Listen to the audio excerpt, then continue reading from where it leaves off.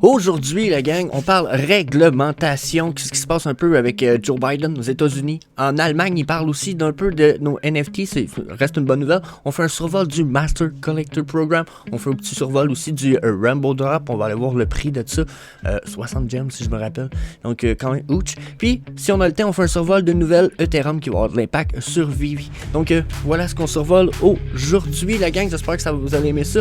Donc mon nom c'est Jess, je suis avec TQ. On vous souhaite bienvenue au Vivi Frog Show, la gang. Donc, avant de sauter sur tous ces beaux petits sujets-là, bien entendu, je vous invite à venir nous rejoindre sur le Discord de Vivi Québec. Ça va être le temps d'aller voir rapidement. On commence avec les nouvelles de Joe Biden un petit peu.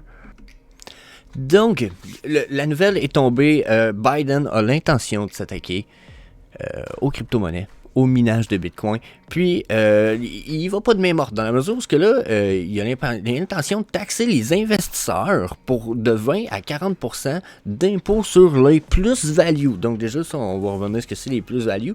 Puis, en même temps, il a l'intention de taxer à hauteur de 30% pour l'électricité utilisée par les minages de Bitcoin. Donc déjà qu'il y a un paquet de taxes, ici, exemple au Canada, on a quand même un paquet de taxes. Lui, aux États-Unis, il est comme, moi, je rajouterais une taxe de 30% de plus sur ton utilisation. Ça veut dire que si tu utilises 100$, probablement que tu nous dois 30$ de taxes. C'est pas sûr comme ça que ça va fonctionner, mais...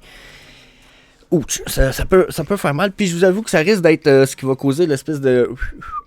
drop-down, je pense, du Bitcoin puis de la crypto qui risque d'être probablement notre dernier drop-down à venir. On tombe dans une période dark un petit peu, mais c'est dans ces moments-là, si vous vous rappelez, pour ceux qui étaient là en novembre-décembre, je l'avais dit nombreuses fois, janvier, février, mars, jusqu'en avril, là, attendez-vous à ce que tout soit quand même downtrend assez sanglant. C'est un peu ce qui se dessine présentement. Je vous avoue que là, c'est un peu ce qui se semble. Puis là, encore plus pour l'histoire des plus-values ici, ok? Donc, prévoit un nouvel impôt pour les gains non réalisés en crypto-monnaie. Ça veut dire, même celles-ci qui n'ont pas été vendues, ça veut dire que à chaque année, vous dites, moi, j'ai acheté une crypto, j'ai acheté du XRP, ok? J'en ai acheté pour 100$.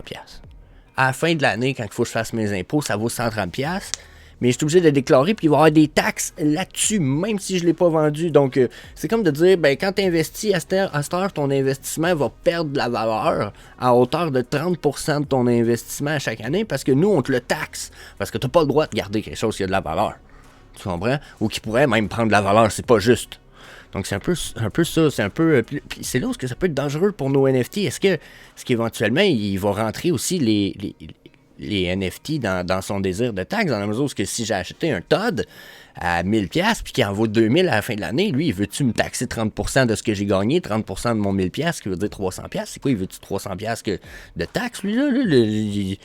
J'ai été assez crazy pour faire ça, je l'ai pas vendu, j'ai pas fait d'argent sur mon Todd, là, tu sais.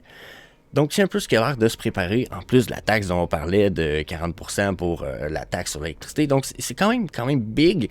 Sauf que, vous voulez mon avis, c'est juste une belle manipulation, parce que 2024 s'en vient. Je pense pas qu'ils veulent se relancer nécessairement directement en élection, mais ils veulent créer des espèces de grosses craintes, pour que quand les élections s'en viennent, 2023-2024, ils peuvent dire comme « Ah, mais regardez, non, nous, finalement, on a réfléchi, on est intelligent, regardez ce qu'on propose. On propose un beau bilan bien plus ouvert à la crypto-monnaie, tu sais. » Puis juste pour avoir, tu sais, les votes des gens de la crypto ou les votes, je sais pas si vous comprenez, puis c'est tout le temps des manipulations comme ça dans la politique. Puis je serais pas surpris que ce soit le genre de situation qu'on a comme ça.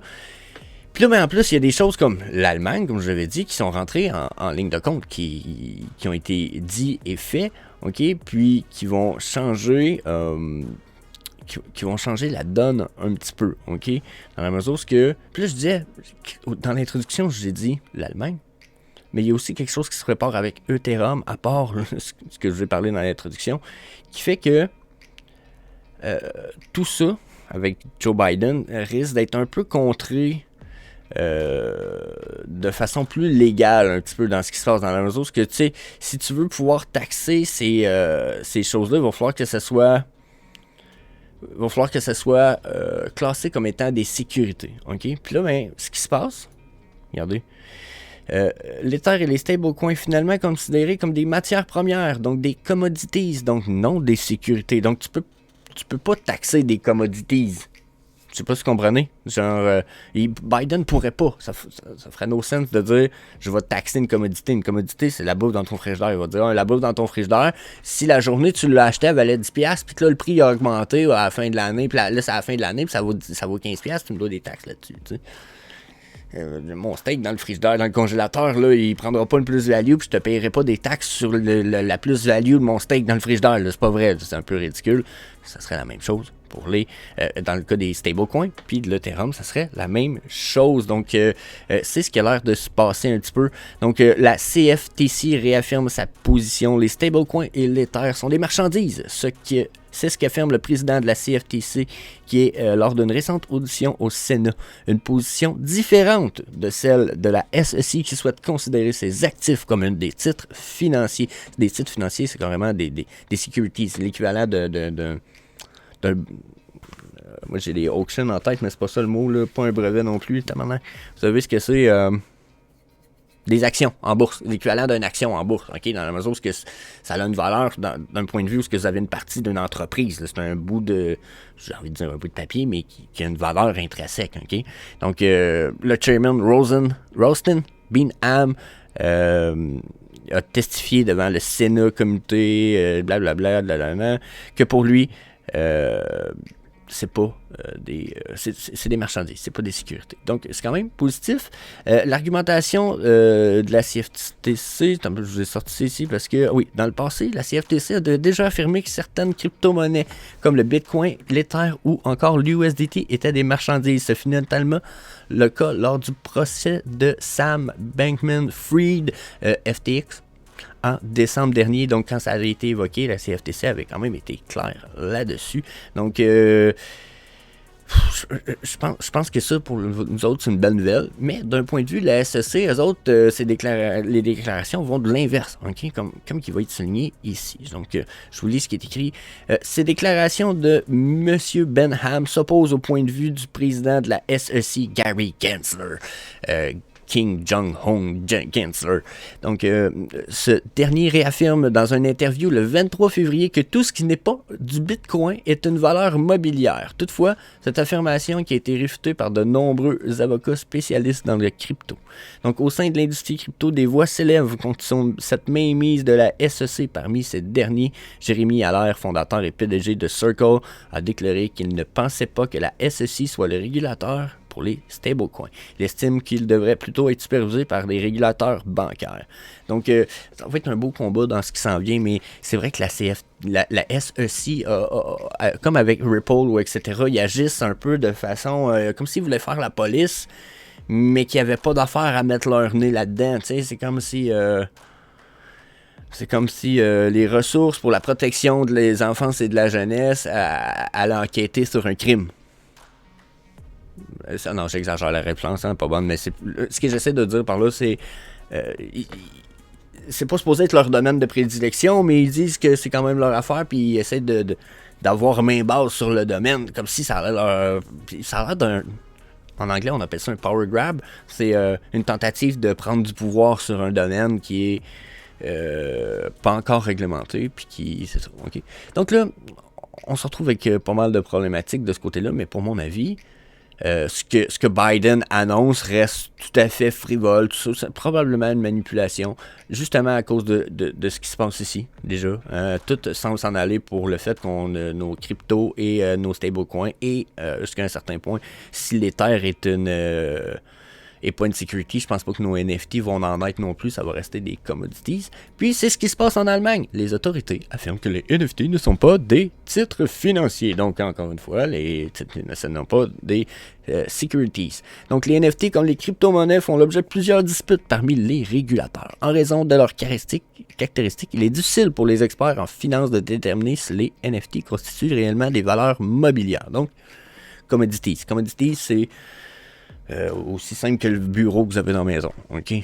Peut-être le cadre ou le CD scellé de Céline Dion. Donc, je pense pas que ça vale la peine même garder ça en passant, c'était une blague. Mais, Donc pour l'instant, les gens sont pas décidés là-dessus, mais selon ce qui a été signifié, il est impossible de qualifier les NFT de valeur mobilière avec les lois actuelles.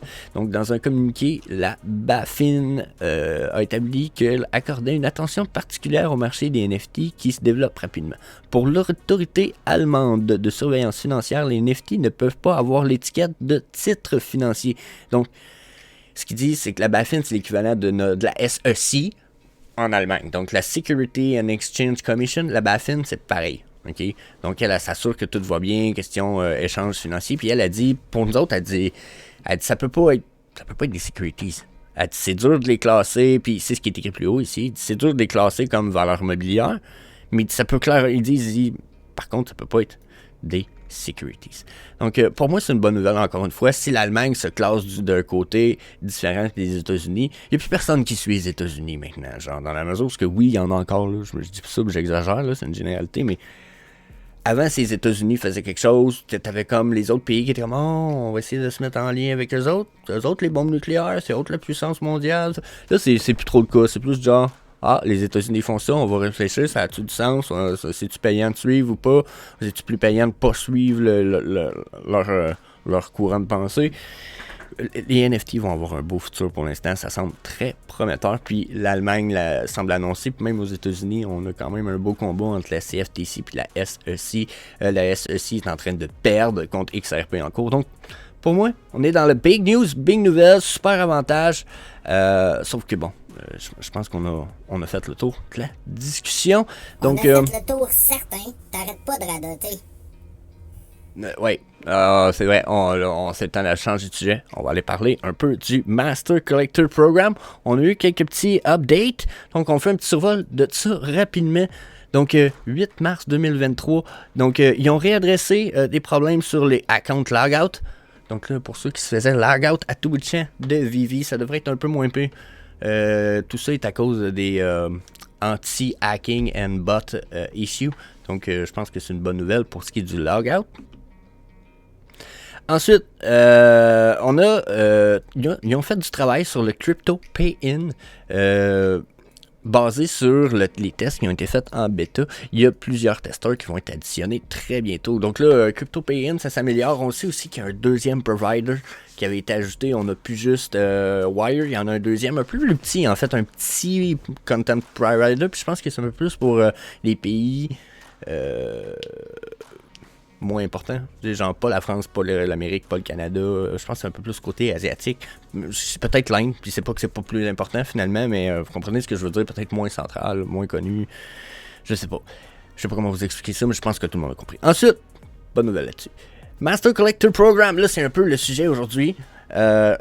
Rank, level, point, tout est inclus. On est rendu en bêta pour ce qui est du release puis du test qui commence dans les prochains jours. Donc là, qu'est-ce que ça nous inclut qu'on rentre en bêta?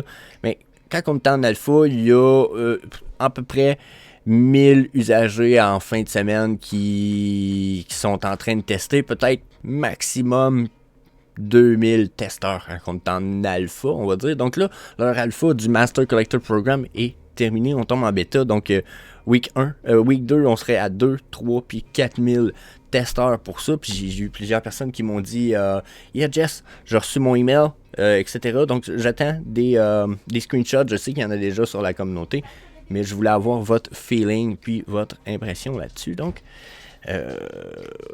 3000, 4000 personnes, j'imagine qu'on va avoir des news là-dessus. Je pense que d'ici là, on va aller claquer le 20 000 personnes testeurs assez rapidement. Puis on va pouvoir voir ça, tout le monde dans nos fiches. Là-dessus, c'est un petit côté qui me rend vraiment thrill. Avec l'update, une fois de temps en temps, je me permets de voir un petit truc. J'ai vu un truc weird un peu. Quoi qu'on a une pièce qui fit avec ça, mais j'étais un peu du genre, hey, attends un peu, là, ça pourrait être une de nos prochaines pièces qui s'en vient.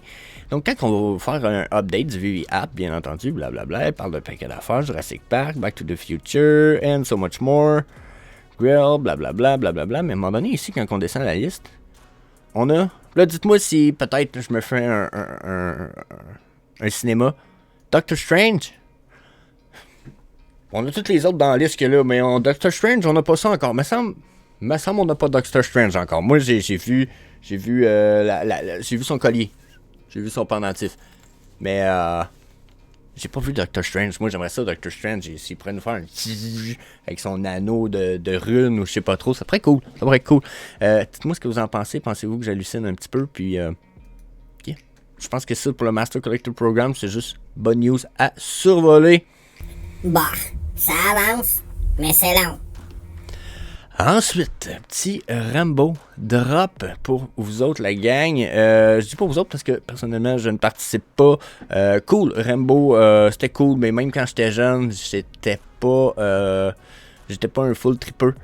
Parce que c'est cool, mais c'est plus le film que mon parrain y tripait. Ok, quand même une belle pièce. 60 gemmes.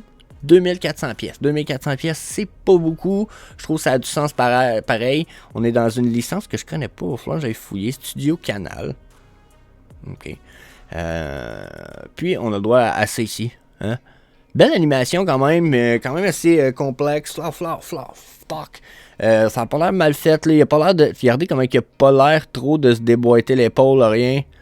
Alors, ça, c'est fluide. D'après moi, il y a bien des gens qui vont aimer la plateforme de sol aussi. D'après moi, ça va être utilisé crissement gros. Ça, tu zoomes ça à fond, puis là, tu installes plein de habits là-dessus, puis tu caches le Sylvester Stallone. Ça pourrait être vraiment nice.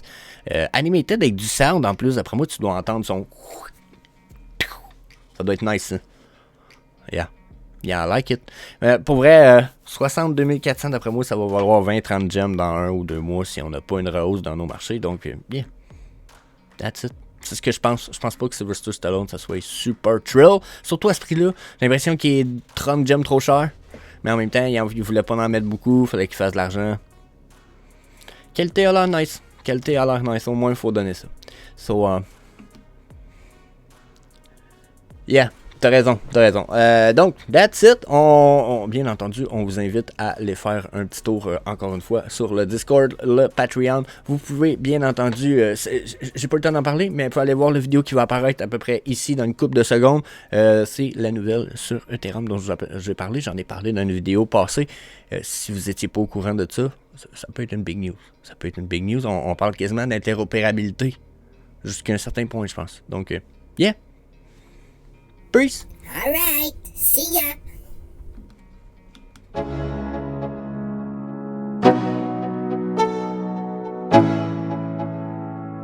Let's go. Yo, I'm like an addict, do I gotta have it. I ain't even playing, got a really bad habit. If it moves, gotta grab it. Fuse like a magnet, lose, won't have it till I'm doomed in a casket.